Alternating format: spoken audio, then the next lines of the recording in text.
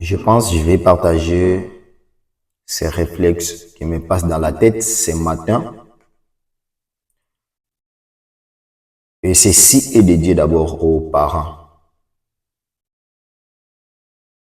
Vous conditionnez les enfants de vous apporter des meilleures notes à l'école. Mais imaginez très bien, d'après les médecins, j'ai dit très bien, chaque cerveau n'est pas la même forme. Donc mon cerveau ici et le cerveau de mon frère, on n'a pas la même forme, même la même grandeur. C'est ce qui nous définit, on n'a pas la même force, on n'a pas la même capacité de réfléchir et de raisonner, aussi de résoudre les problèmes. Mais c'est là où devient maintenant le problème.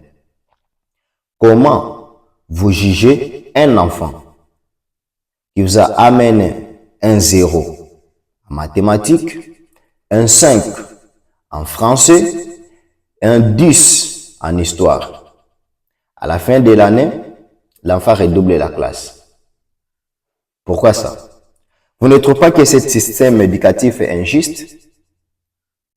Mais moi, j'ai eu 10 en histoire. Toi, tu as eu 10 en mathématiques. Toi, tu as eu 10 en français. Moi, j'ai redoublé la classe. C'est vraiment injuste. Mais si vous connaissez très bien, vous comprenez très bien l'histoire. Nous sommes dans une classe. La plupart de nos classes africaines, dans des écoles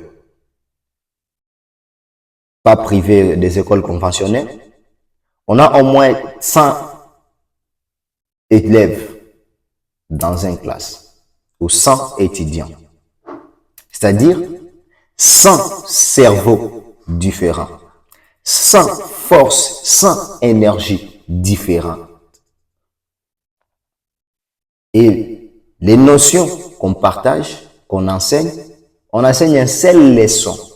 Et cette leçon, il faut qu'elle soit répétée de la même manière dans tous les 100 cerveaux différents pour obtenir enfin les A, c'est-à-dire accepter et passer la classe ou la promotion. Est-ce que ça, vous le trouvez normal?